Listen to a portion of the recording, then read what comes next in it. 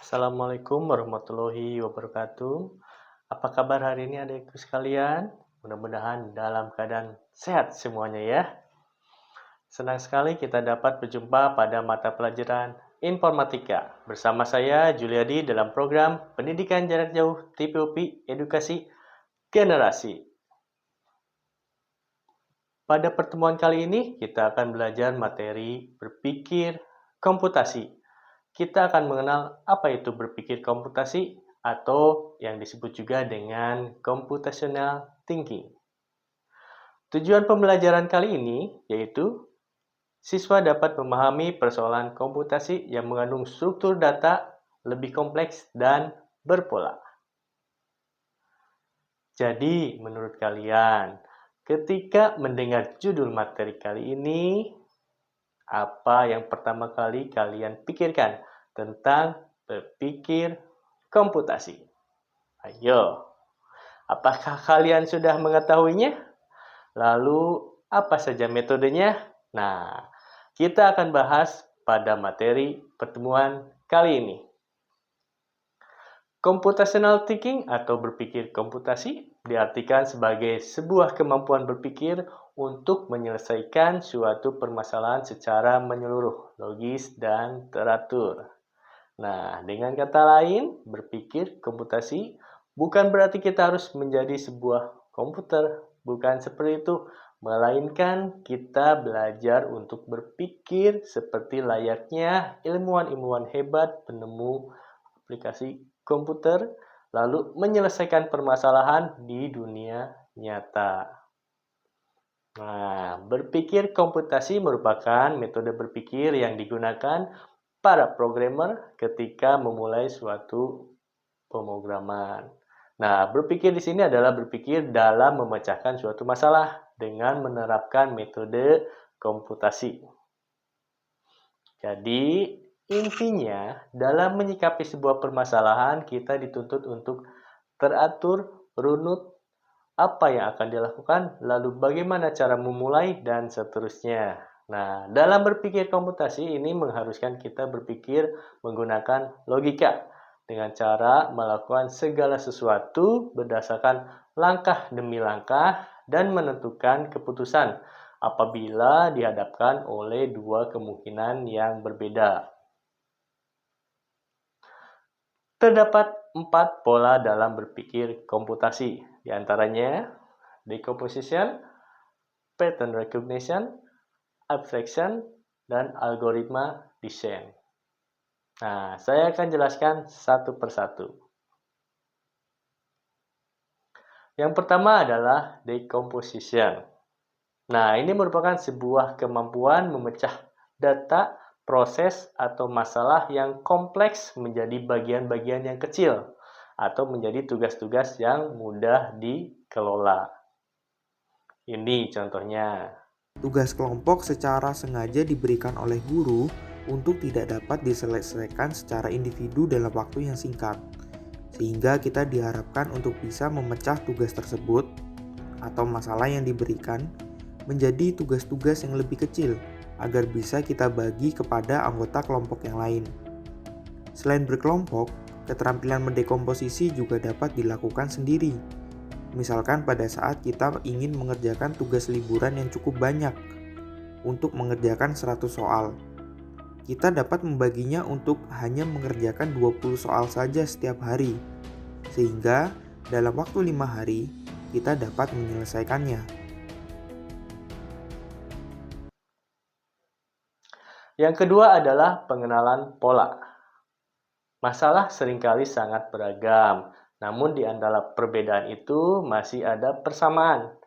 Pengenalan pola adalah keterampilan melihat kesamaan dengan masalah yang pernah dihadapi sebelumnya. Nah, juga merupakan kemampuan untuk mencari atau menemukan suatu persamaan atau bahkan perbedaan pola tren dan keteraturan dalam data yang nantinya akan digunakan dalam membuat prediksi dalam memecahkan suatu masalah. Ini adalah contohnya. Bangun datar dari ciri-cirinya sehingga kita dapat menggunakan rumus yang tepat untuk menyelesaikan soal yang diberikan. Keterampilan ini membantu kita untuk bisa hanya menggunakan satu solusi untuk beberapa permasalahan yang sepola atau sama. Misalkan, untuk mengukur luas dari banyaknya bangun datar berikut ini. Ternyata kita tidak perlu menggunakan 12 rumus yang berbeda. Kita hanya perlu menggunakan 3 rumus karena polanya untuk setiap bangun datar adalah sama. Lalu yang ketiga adalah abstraction atau abstraksi, yaitu melakukan generalisasi atau mengidentifikasi prinsip-prinsip umum yang menghasilkan pola tren dan keteraturan. Dengan kata lain, abstraksi adalah kemampuan untuk fokus terhadap hal-hal yang penting dan yang mengabaikan hal yang tidak penting. Jadi, dalam abstraksi ini kita akan mengabaikan elemen yang tidak penting untuk mendapatkan langsung ke inti permasalahannya. Ini adalah contohnya. Yang ketiga, abstraksi, yaitu membuang atau memfilter bagian yang tidak penting sehingga kita bisa fokus ke bagian yang penting saja. Berikut contoh sederhana melakukan. Apabila ada bangun datar A, B, C, D, E, F dan ditanyakan berapa luas ACEF. Bangun ACEF adalah persegi panjang, maka informasi pentingnya adalah rumus luas persegi panjang, yaitu panjang kali lebar. Dan informasi pentingnya lagi adalah nilai panjang dan lebar persegi panjang ACEF. Sedangkan luas masing-masing bangun ABCD dan BDEF tidaklah perlu dicari, dan warna bangun tidaklah penting. Jadi, abaikan informasi ini, sehingga kita bisa fokus pada informasi yang penting saja. Jadi, luas ACEF adalah panjang 5 ditambah 3 dikali lebar 3. Jadi, 8 dikali 3 adalah 24. Jadi, luas bangun ACEF adalah 24. Kemudian yang keempat adalah algoritma desain atau algoritma, yaitu mengembangkan petunjuk pemecahan masalah yang sama secara step by step, langkah demi langkah, tahapan demi tahapan, sehingga orang lain dapat menggunakan langkah atau informasi tersebut untuk menyelesaikan permasalahan yang sama. Instruksi yang baik adalah instruksi yang sederhana, namun mudah dipahami dan dilakukan. Untuk satu masalah yang sama, sangat mungkin terdapat 2 atau lebih algoritma untuk menyelesaikannya. Misalkan, pada saat kita ingin menggosok gigi, ada banyak sekali algoritma yang bisa kita pakai. Tetapi algoritma yang baik untuk mengajarkan menggosok gigi adalah yang jelas dan sistematis. Sebagai contoh, algoritma haruslah dimulai dari awal sebelum kita memulai, saat melakukan, dan akhir setelah kita melakukan. Pada dasarnya algoritma ini merupakan kemampuan berpikir komputer yang paling penting, karena tanpanya komputer tidaklah dapat melakukan apa-apa. Di sini kita memiliki teman bernama Anang. Nah, Anang berencana mengunjungi adiknya yang akan menikah. Tapi hari ini mobil Anang mogok. Untungnya Anang mencoba untuk berpikir komputasi. Nah, mari kita lihat bagaimana cara Anang memecahkan masalah kerusakan mobil tersebut. Anang melihat 2 masalah.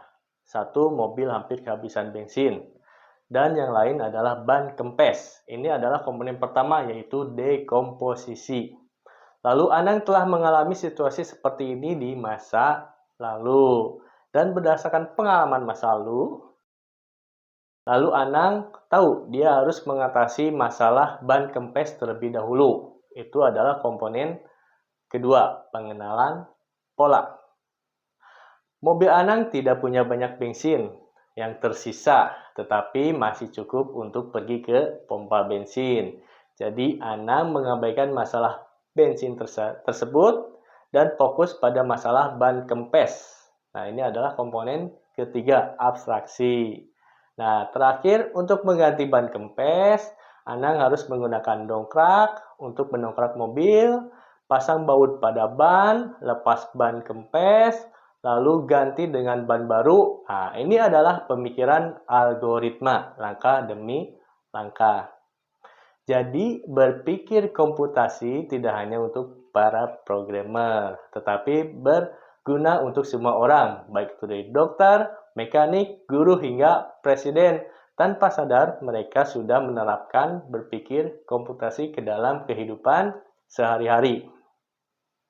Baiklah anak-anak yang Bapak banggakan, pertemuan kali ini kita telah mempelajari mengenai berpikir komputasi. Dan berpikir komputasi terdiri dari 4. 1. Dekomposisi, 2. Pengenalan pola, 3. Abstraksi, 4. Algoritma. Sampai di sini materi pengenalan berpikir komputasi. Apabila ada pertanyaan, silakan tulis di kolom komentar. Sampai jumpa pada pertemuan selanjutnya. Terima kasih. Wassalamualaikum warahmatullahi wabarakatuh.